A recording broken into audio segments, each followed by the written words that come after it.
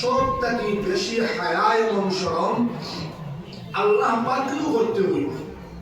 আমি ফিল্ম বাজাইয়া, নাটক দেখিয়া, বাজে আপনার চিত্র দেখিয়া হয়তো আমার মায়ে দেখরা না, বাবাই দেখরা না, আমার বড় কেউ দেখরা না, কিন্তু আল্লাহ তো আমরা কল্পনায় থেকে আরো নিকটবর্তী, শাহারত থেকে আরো নিকটবর্তী। ওহুয়া মাকুম আইনামা কুনতুম, আল্লাহ কথা তোমরা যত তাও আমিও ওখানে আছি। কারণ ইমানই কর্তব্য হইল আমরা হায়ার শরম বেশি আল্লাহ তাআলাই করতাম। আর হায়া এটা হলো কি ইমানের একটা অঙ্গ, আল হায়াউ মিনাল ঈমান। হায়া হইল ইমানের একটা অঙ্গ। আল ঈমানু ফিল জান্নাহ, ঈমানদার ব্যক্তি তার ঠিকানা জান্নাতুল সুবহানাল্লাহ। ওয়াল বাযাউ মিনাল জাফা, আর বেহায়াই, অশ্লীলতা, বেহায়াপনা এটা হইল গিয়া বদদিনের একটা অংশ, গুনার একটা অংশ।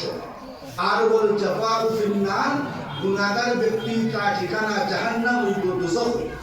এর কারণে আমরা ছাত্র ভাইও বিশেষ করে আমরা তো মাদ্রাসার আওতায় থাকলে ঠিক আছে, ঘরে বাড়িতে বাবার করে তার সময়ের বের করতাম না, মোবাইলের মধ্যে বেহায়ানি কোনো বস্তু আমরা দেখতাম না, এটা অভ্যস্ত হইতাম না। এটা হল তা আমরা থেকে হায়া শরম উঠি দেয়।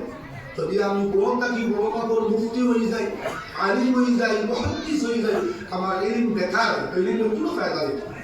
সে কারণে আমরা যেহেতু পড়িয়া ইলম তলব করিয়া ইলম থেকে বেশি আমরা আমলের দিকে ঝুঁকিত হই, তখন ইলমের মধ্যে রৌনক পয়দা হয়। আল্লাহ তাআলা আমরা সবনে সঠিকভাবে দিন বুঝা এবং দিনের উপরে আমল করার তৌফিক দান করুন। আল্লাহুম্মা আমিন। ওয়া আখিরু দাওয়ানা আলহামদুলিল্লাহি রাব্বিল আলামিন।